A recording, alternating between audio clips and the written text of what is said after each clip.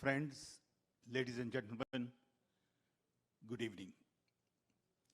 It is indeed a special privilege and honor for me to be here to welcome Mr. Rahul Gandhi to the US.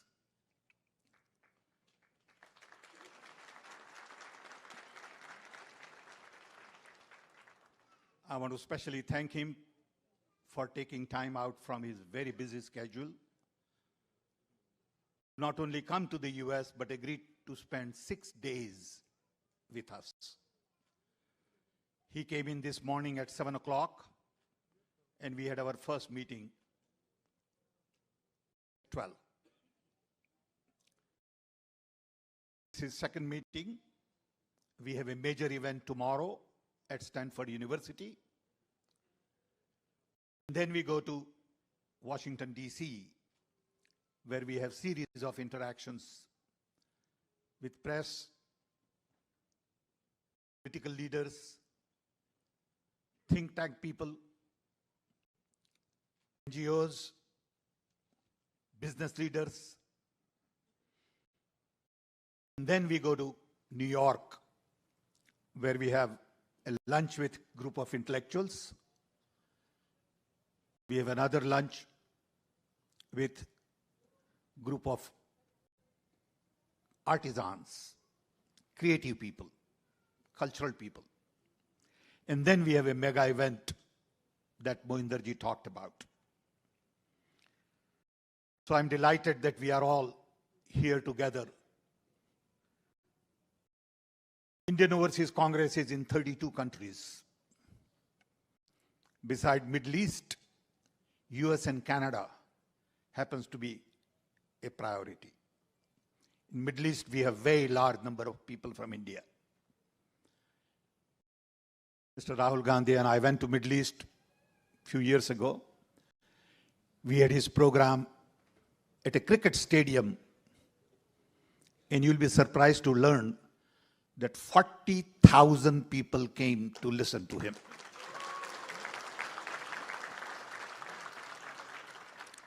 We had 1,100 buses lined up. It is a major task whenever we organize an event for him.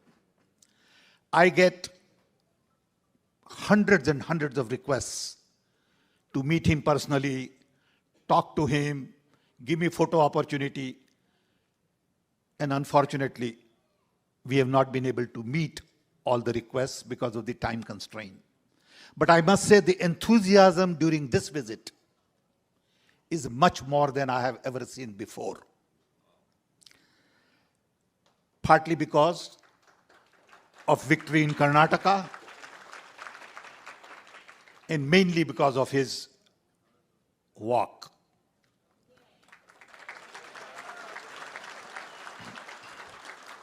He walked for 4,000 kilometers, 150 days, 13 states, and met thousands and thousands of people. The images that I have seen where 50,000 people walk with him is absolutely mind-boggling. I believe this has been a turning point in many ways, not only for our party, for Mr. Rahul Gandhi, and for India.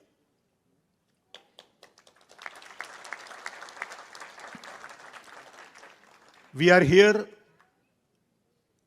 and we are visiting other foreign countries because we sincerely believe that Indian democracy is larger global public good. We have 1.4 billion people, and our democracy has to be vibrant, alive. People like me worry about the fact that our institutions are captured. Our civil society is not allowed to function, more as watchdog, and we have lost rational, logical conversation. You see on Indian television what goes on, and you wonder what will happen to the next generation of Indians when they come into the workforce. How would they think? about the future of India. I worry a lot about what is going on in India. And I'm sure many of you feel the same way. And we want to have this broader conversation with large number of people abroad. Because democracy is going through some strains in many parts of the world. We had in the US 4 years of confusion. We are still not done with it. In other countries like Turkey, even to some extent Mexico, Hungary, and I can go on and on with the list, where democracy is going through a serious challenge, partly because of social media, because everybody and his brother has opinion about everything. And everybody is giving you advice on what to do, how to do. Even those who can't find a job has list of advice for the Prime Minister of the country.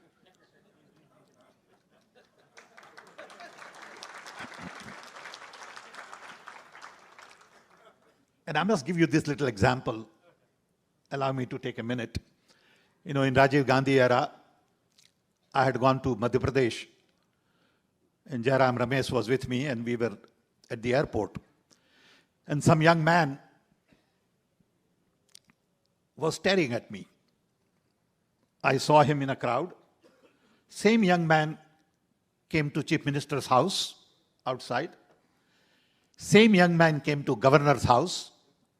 And while we were leaving Bhopal, he was at the airport.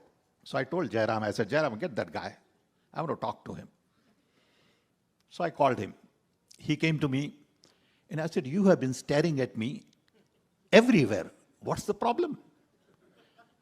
So he said, sir, I'm so happy that you spotted me. He said, I have this letter in which I have listed everything that Rajiv Gandhi should do. I said, that's interesting. He said, what is it? He said, I have outlined a complete plan for the nation. And if Rajiv Gandhi would just follow this, he will be Prime Minister for 15 years. So I said, that's very interesting. What do you do? He said, I'm looking for a job. Only in India you find people, and he had the guts. And he sincerely believed that he knows how to solve Prime Minister's problem, but he can't get a job. Today in India, job is a major situation, major crisis. We are not creating the kind of jobs we need to create. Tomorrow we have a plan to visit a group of experts through Sean to discuss AI. On one hand, new technology is going to eliminate jobs. On the other hand, we need many more jobs. So our challenges are very special. And we need young mind like Rahul to lead the country. We need someone with open mind.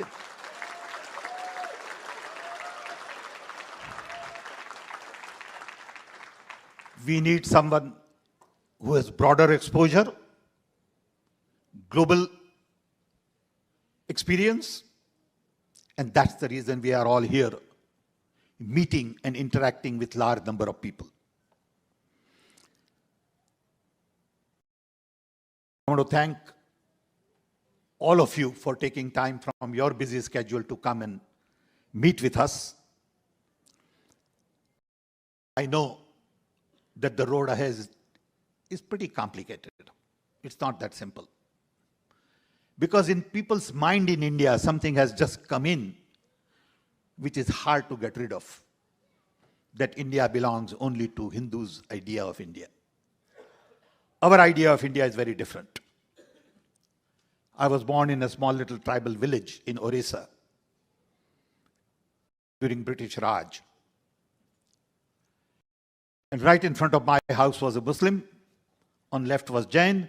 On right was Sardarji. In the back was tribal Oriya. And we all lived together like family. No one ever thought that this fellow is Muslim and that fellow is Sikh. They were all uncles and cousins. We all played together. That idea of India is being threatened. And to me, that is the core idea of India. Diversity, inclusion, truth, trust, love. All of these ideas are being challenged. And it hurts. At my age, it really hurts, believe me. Because I felt when I will get old, the dream that we all had as little children of India will be a reality. We have made a lot of progress in the last 75 years in technology. The fact that many of you are here, including me, is because India gave us the education at very low cost.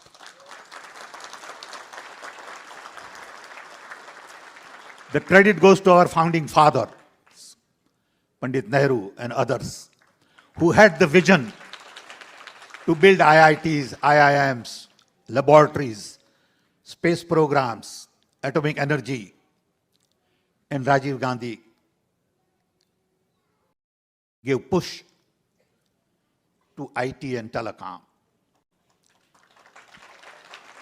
I had a chance to work with him, and I will never forget the fact that he gave meaning to my life.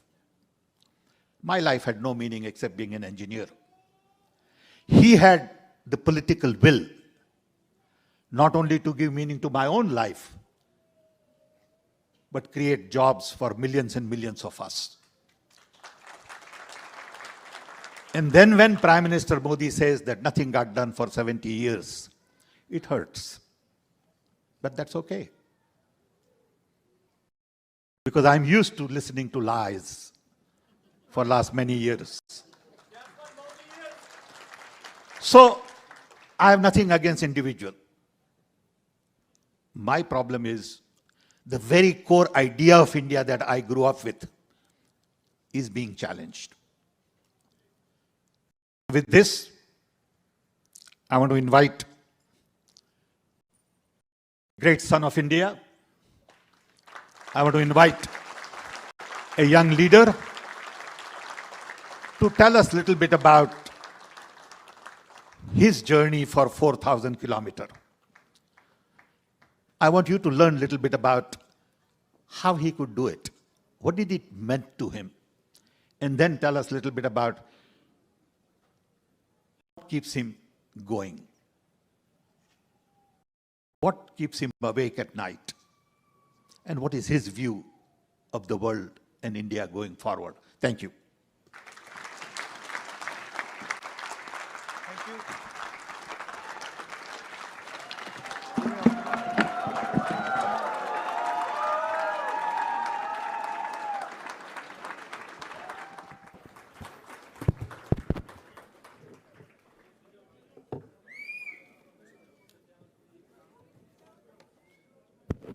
Mr. Sam Pitroda, Mohinder Singh ji, Sahab Bullar ji, Sandeep Vagela ji, Gurpreet ji, Shan Sankaran ji, Madhu Eragu ji, brothers and sisters, friends, and I don't see the children who sang, but where are they? Yeah. I'd like to welcome all of you and thank all of you for coming here. And also thank the wonderful children for the song they sang. It was sung very movingly and very well.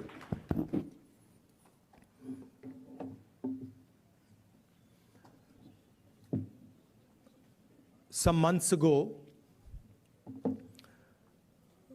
we started a walk from Kanyakumari to Kashmir.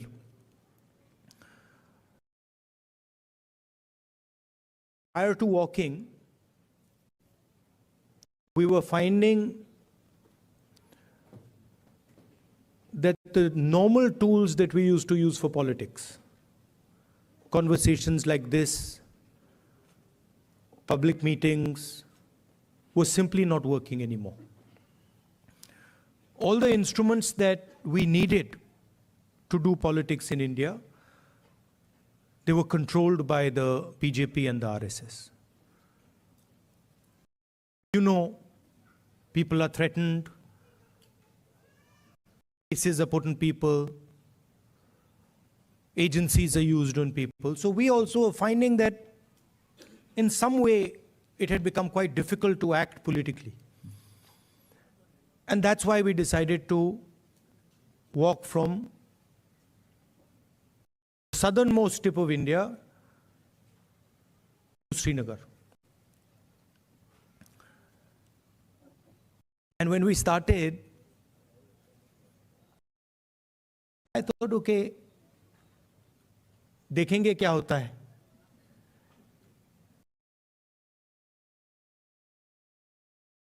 After 5 or 6 days, we realized that actually walking 4,000 kilometers is not an easy thing.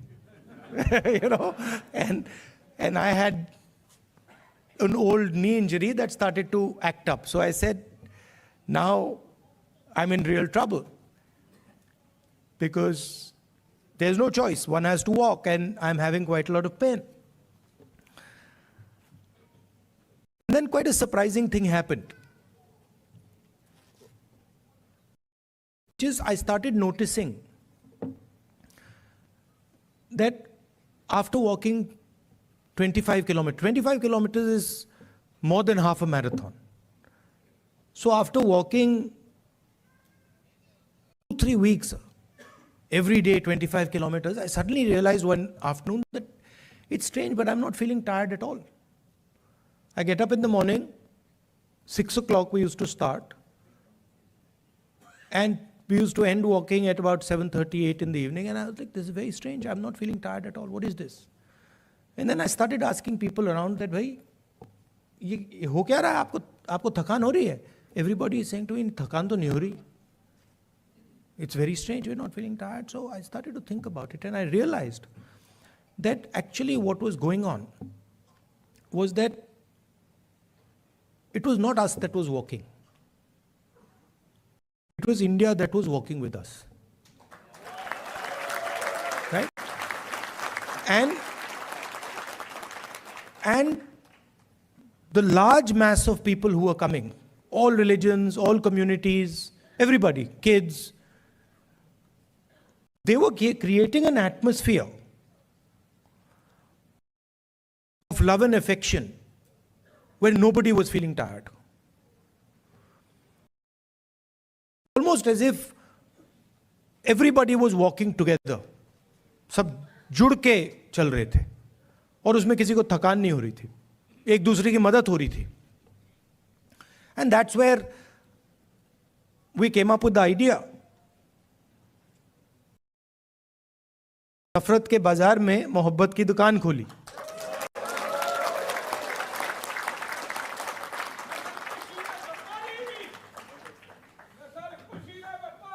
Welcome, welcome.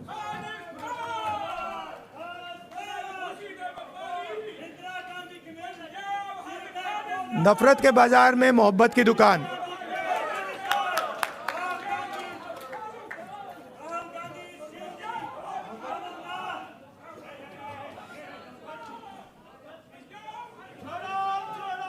Bharat जोड़ो.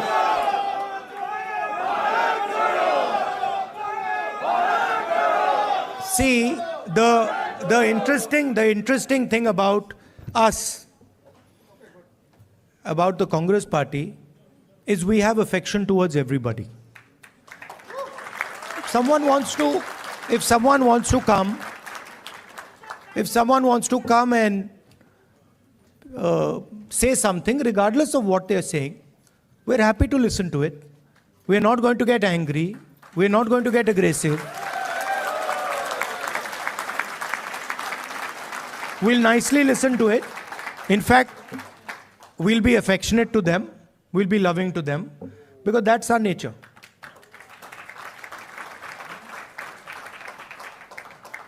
So we found that when everybody started walking together, completely different type of energy started coming. And I noticed that the government tried everything. मतलब जो भी उनमें ताकत थी, उन्होंने यात्रा को रोकने में लगा दी, टीवी से उतार दिया, पुलिस को यूज किया, मगर कुछ काम नहीं कर रहा था। और जो यात्रा का इफेक्ट था वो बढ़ता जा रहा था।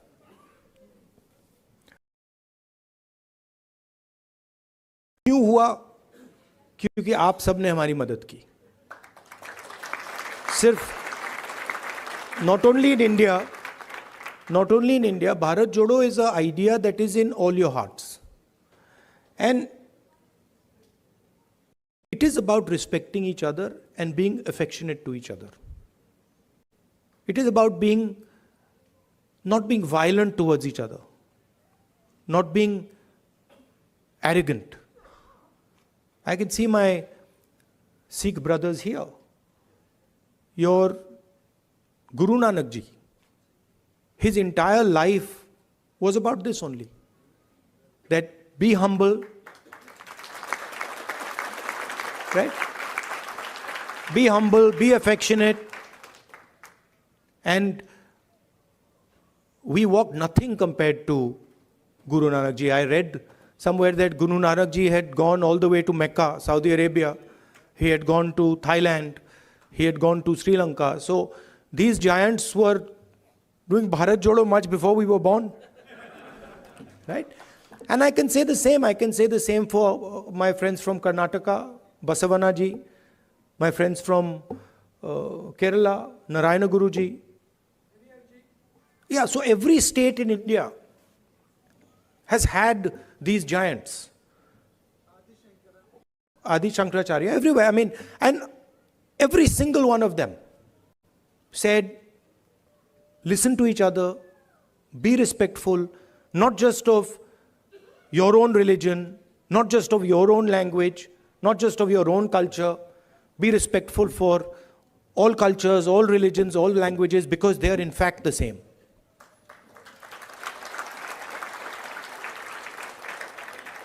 And the assault that is taking place in India, it's taking place on our way of life. Sam Pitroda ji said that he grew up with all people living happily. Different languages, different religions. And that is what is being attacked.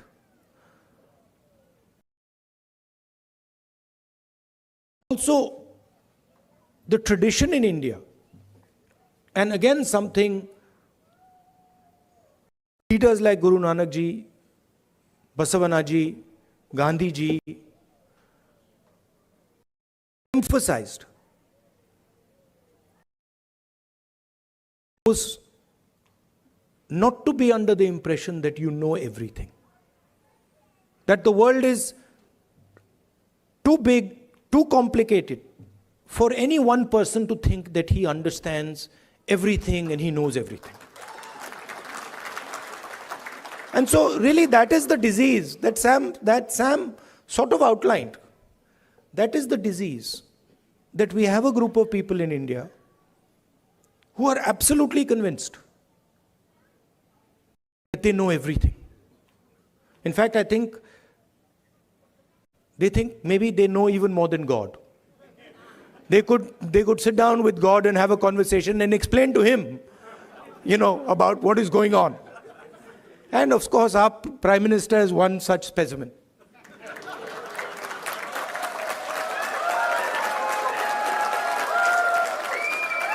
I think if you sat Modi ji down next to God, Modi ji would start explaining to God how the universe works. Right? Yes, and God would get confused that what have I created?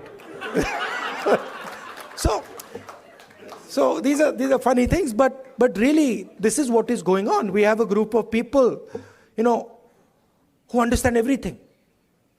They can speak to scientists and explain science to them. They can, speak to historians and explain history to them. They can explain, warfare to the army, flying to the Air Force, whatever they want they can, and at the heart of it is mediocrity. That they actually don't understand anything. Because in life, you cannot understand anything if you're not ready to listen.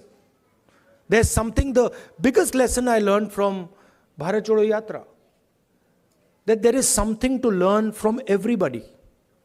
We are much older than those children.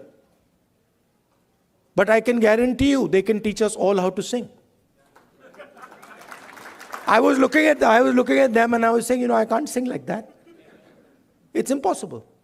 So, when you look at another person, you have to appreciate that they have an experience, they have a life, they've seen things, and maybe you can learn a lot from them. Maybe if you open your ears, you can listen to them and learn from them. And that is actually the Indian tradition. If you look at our country, you will find that our country has the ability to absorb any idea that comes. India has never rejected any idea. Everybody who has come to India has been received with open arms, and their ideas have been absorbed in India. And that is the India that we like. India that respects the rest of the world, India that is humble, India that listens, India that is affectionate. And that is the India that you represent. You would not be here if you did not agree with these values. You would, if you believed in anger, hatred, arrogance, you'd be sitting in a BJP meeting. Right? And I would be doing Man Ki Baat.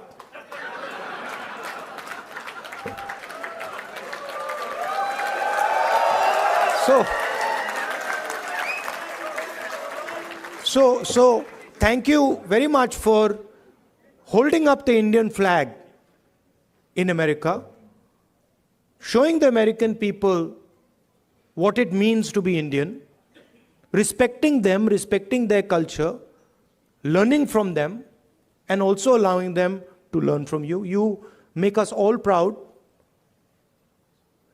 When we think of our country, you're all our ambassadors.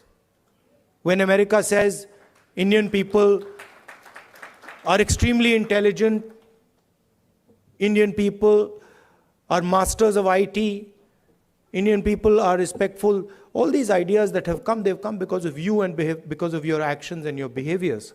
So I thank you very much for that.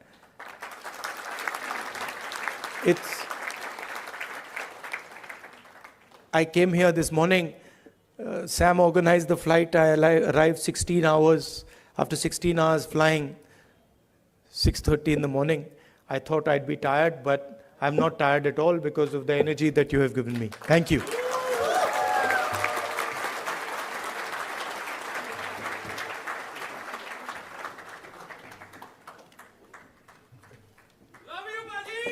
Love you, love you. Now they've asked me to answer your questions. Yes. See few questions. That also would not happen in a BJP meeting. Yes. No questions there. Okay. Only answers. Thank you. Yeah. Thanks, everyone. Could you please sit down? Thank you. Thank you. So we have many organizations which support. 4 or 5 questions. Yes, sir. Okay, quick. Yes. Or opinions. It doesn't, whatever. Yes. Yeah, but So when we you have. ask people questions, they automatically assume opinion is included. Yes. So we have women who played major contribution for this program to be successful.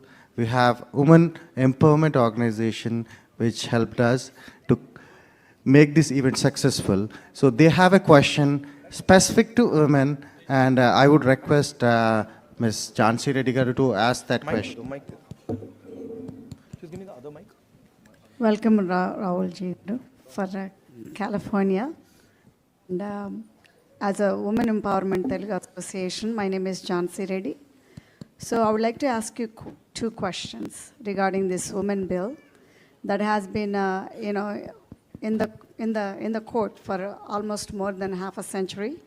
So when the Congress comes in power, Which women's bill? the women's reservation rights. So that bill has been there for more than a quarter century. So as a Congress leader, what is your thoughts on it and how are you going to deal with it? That's of my first question. The second question is, in India, it's very hard for a woman for the safety issue. So what are we going to, offer our next generation of the girls in India? Thank you. So on the women's reservation bill, we are committed to that. We wanted to pass it in the last government, but some of our allies were not too happy with it, and they didn't give us the support for that bill. But I'm confident when we come to power, we'll pass that bill. I think part of the answer to your second question lies in the first question. If we empower women, if we involve women in the political system, if we give women space in the governance of the country, if we give women space in the businesses of the country, we will automatically make them safer. So I think involving them in politics, involving them in business, involving them in running the country are the way to give them power. Thank you. Thank you. So we have another Tamil community organization, who united entire Tamil organizations, and they have expressed their support. So they might differ on the Congress party, but they have come here for the love of Rahul Gandhi today. So I would like to invite Mr. Pugal, if you are here. Yeah. Thank you, Sandeep. Hello, Rahulji. My name is Pugal Anbu. I'm the president of Indo-American Society for Science, Reason, and Free Thought. I also represent Tamils who live in Bay Area. On behalf of our people and on behalf of people who believe in science, reason, and free thought, I would like to point out we are honored, humble, and most truly proud of your journey about opening up the shops of love on the streets of hate all over the India. Tamils have long tradition of harboring brotherhood mindset throughout their civilization. 3,000 years ago, our forefathers said, Yadum ure, Yavarum kelir, Pirapukkum ella uyirkum. Translation, all human beings are created equal, and every town is our town, everybody is our relative. To us, India is like European Union, with each state having its own language, its own tradition, its own festivals, its own cuisine, dress code, way of living, etc., etc. They are all different, yet we live under one country called India.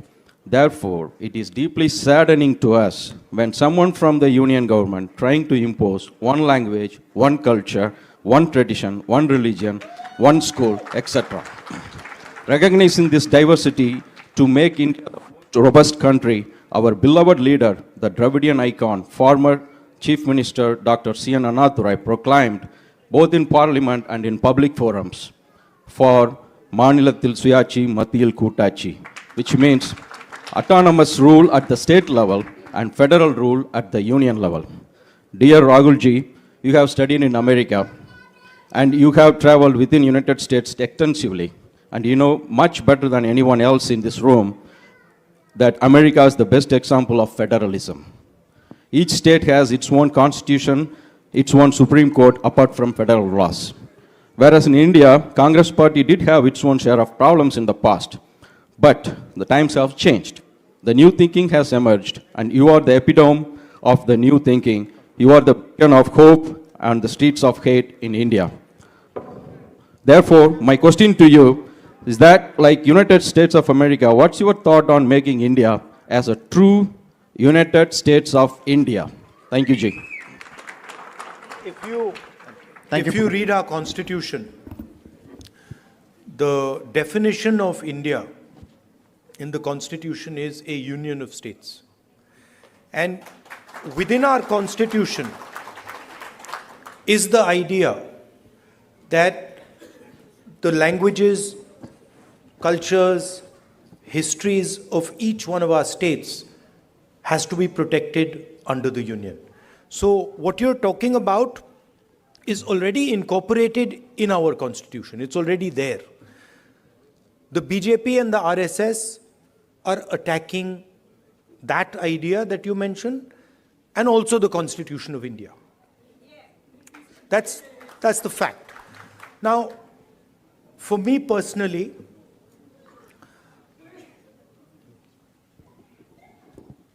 I understand that the Tamil language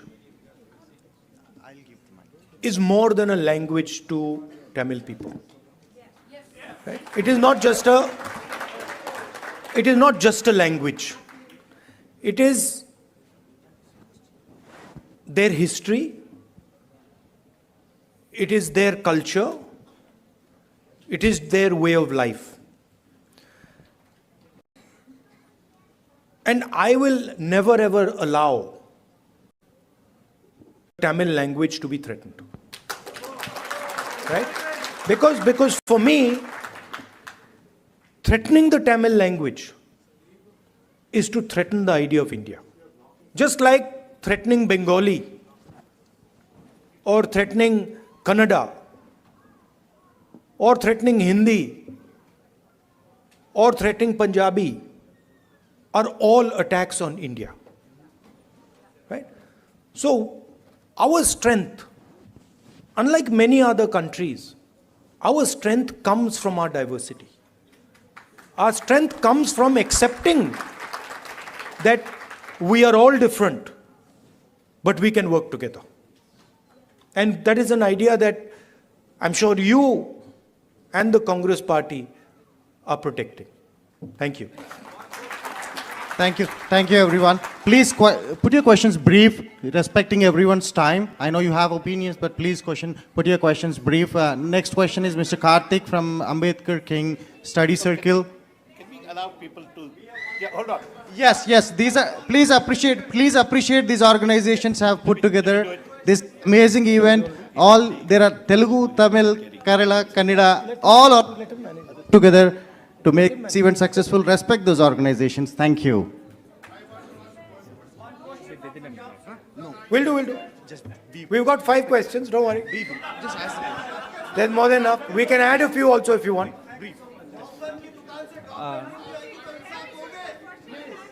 Hello Rahul ji, I am Ganapati from the Ambedkar King Study Circle. First of all, welcome to San Francisco Bay Area. We wholeheartedly thank you for taking up the fight against the fascism. So this rise of fascism is not a mere coincidence. So we believe in the social and the economic equality in the society, and the inequality actually creates a conducive environment for fascism to emerge. So my question is what is the plan of the Indian National Congress to uproot the economic and the social inequality which creates this condition for fascism in the Indian subcontinent and also at the global level? One of the things that we are suggesting is when we were in government, we had carried out a caste census. And the idea behind the caste census was to take an X-ray of Indian society, right? To find out what are the exact demographics of our country, right? What are the different communities? What are the different castes? How many people in each community? How many people in each caste? Because without understanding our demographics and without understanding who is who, it is very difficult to distribute wealth, distribute power effectively. So that was one idea that we had, and we've been putting pressure on the BJP to release the caste census, the numbers in the caste census. They are of course not doing it, and we'll continue to apply pressure, and if we come to power, we will do that. But we are committed as the Congress party to make India a fair place. And we understand deeply that India today, in terms of its treatment of Dalits, tribals, poor people, minorities, is not a fair place. Right? And there's many, many things that can be done. There is the Nyay scheme that we had, which was aimed at providing a minimum income to all Indians. There are ideas like Manrega. I think an increase in public education, increase in public health care. I think these are all things that can be done to make India a much more equal and fair place. Thank you. Thank you. We have our next question from Silicon Valley Christian community, Mr. Jay.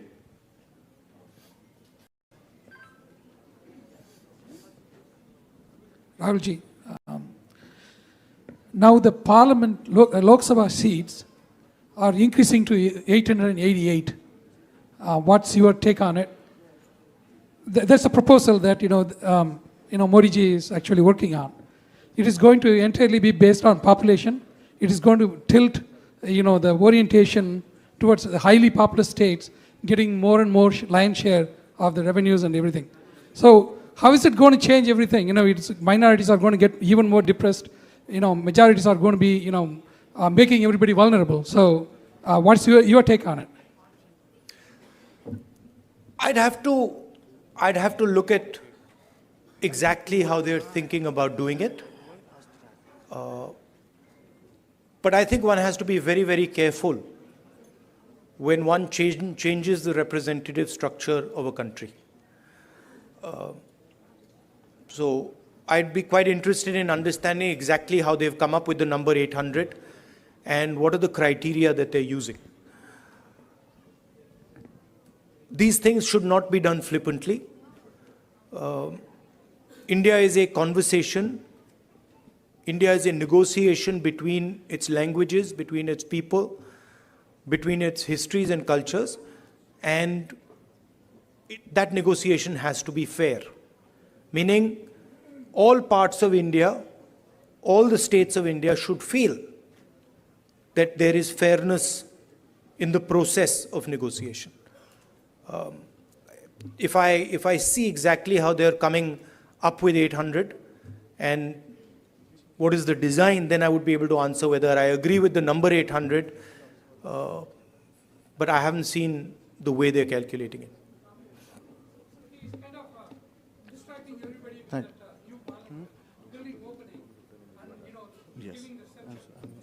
Yeah.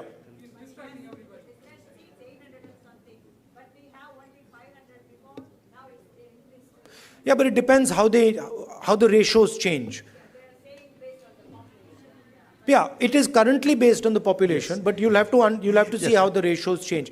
I think the Parliament House, these are distractions. The real issues in India are unemployment, price rise, spread of anger and hatred, a crumbling education system, price of education, price of healthcare. These are the real issues. BJP can't really discuss them, so then they have to do the whole scepter thing, lying down and doing all that. So, aren't you happy I'm not lying down? Thank you. Thank you. One more question from Bay Area. One more question. भैया One more question. भैया मगर disturb मत कीजिए. One more question. So this is करेंगे. from the Bay Area Muslim community. Please Insaf respect the करेंगे. community. One question from the Bay Area Muslim community. This is Mr. Mohammad Khan. Please go ahead. मिलेगा. Rahul ji, thank you so much for coming all the way here.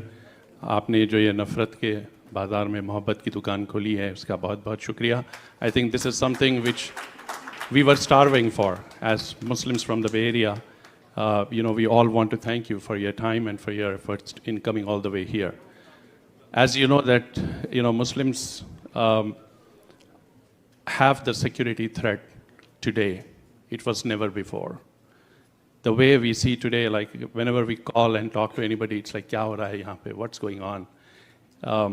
There are so many different laws which are getting implemented, which were not even implemented earlier. If it is just of the security, it's okay. But then if it goes on and on, like lynching, aap le lijiye. Musalman bachon ko jo hai, they are putting in the jails for the crimes which they have not committed. what strategy will you adopt, or what hope are you giving to Indian Muslims, which is going to change the whole thing back to the point where we were and get back to the normal stream to develop India? The best way for me to explain that is the line, Nafrat ke bazaar mein mohabbat ki dukaan. That is the best way I can say it, which is that it is felt most strongly by the Muslim community, okay, because it is done most directly to them. But in fact, it is being done to all minorities. I can guarantee you that the same way you are feeling attacked, I can guarantee you my Sikh brothers are feeling the same thing. I can guarantee you my Christian brothers are feeling the same, sisters are feeling the same thing, right? I can guarantee you the Dalit community is feeling the same thing, tribal community is feeling the same thing, right? In fact, anybody who is poor in India today, right, when he looks at the extreme wealth that a limited number of people have, in some way he feels the same thing that you feel. That what is going on? How is it that these 5 people have lakhs of crores and I have nothing to eat, right? So you feel it most because it is directed at you most aggressively. But it is a phenomena that is taking place against everybody in India, right? And you cannot cut hatred with hatred. It's impossible, right? You know that. You can only cut hatred with love and affection. And I was surprised at how easy it was to erase hatred in India. I was shocked. I didn't imagine that भाई इधर से उधर चलने से इतना असर पड़ेगा. I didn't imagine it. Right? Indian people, as you yourself have said, they don't believe in this stuff. They don't believe in hating each other. They don't believe in killing each other. This is a small group of people who have got control of the system, who've got control of the media, and who are fully supported by, big money. Right? But this is not the large mass of Indian people. I can guarantee you, I walked from Kanyakumari to Kashmir. I can guarantee you there are more people who believe in love and affection than hatred. Millions and millions more. So don't be pessimistic. Also, I'd like to point out another thing. This happens periodically in India. What is happening, for example, to the Muslim community in India today happened to the Dalit community in the 80s. If you went to UP in the 80s, the Dalit community, what is happening with the Muslims was happening with the Dalits there. So periodically this type of stuff happens and we have to challenge it, we have to fight it, and we have to fight it with affection, not fight it with hatred. We will do that. Thank you, Rahulji. And one last question from the most important community of entire world, that is students. So we have one interesting student from UC Berkeley who wants to, literally begging me to ask one last question. She promised that she would conclude it. Wait. One more question. Welcome, Rahul sir, and thank you so much for your win in Karnataka. You've made a lot of people very, very happy. We've literally cried tears of joy, so thank you. So my question for you would be, we have a lot of students who helped out here today. We really feel passionately for your cause, and which is our cause now. But what would you say to us? We want to go back to India. We want to represent our country, but we see how the athletes, the youth, the wrestlers in recent times are being treated. It's very undignified. We feel very discouraged. So what would you say to us to kind of bring the sense of wanting to go back out there for our country? Yeah, please realize that there's a huge distortion. India is not what the media shows. The media likes to show, a particular narrative. It likes to promote a particular narrative. That is actually not what is going on in India. right? It was very clear to me in the yatra. It's in the media's interest to project these things. It helps the BJP, right? So don't think that everything you see in the media is the truth. And as a young person, your country needs you, right? And your skills and your energy will be very useful to your country. So if you feel like going back, do go back and help out. Thank you.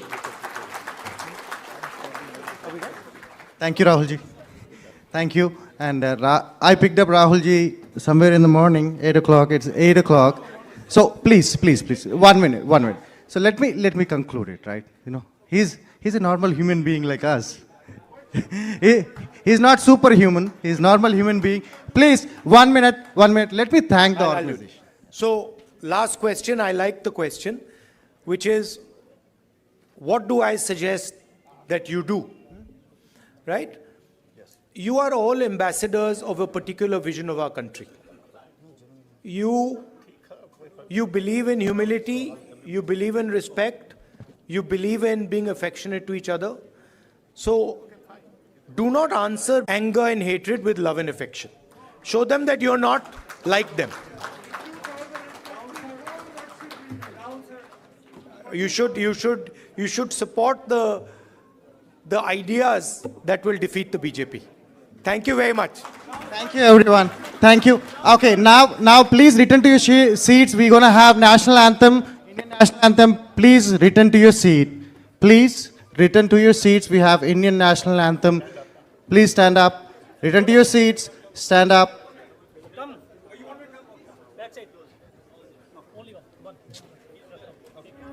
Can you please? Go ahead.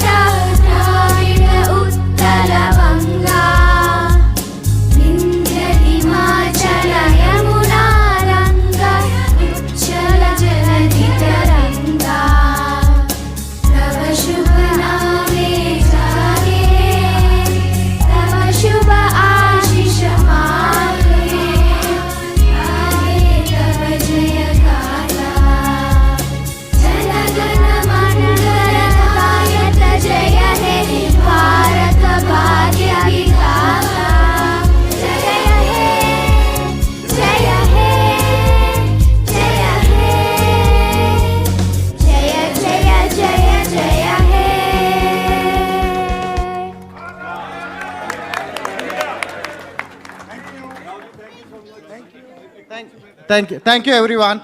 Thank you. I would like to just. Selfie with the crowd. Yeah. No. So please, guys. Security. Huh? Okay. Okay. Everyone. No. Can you?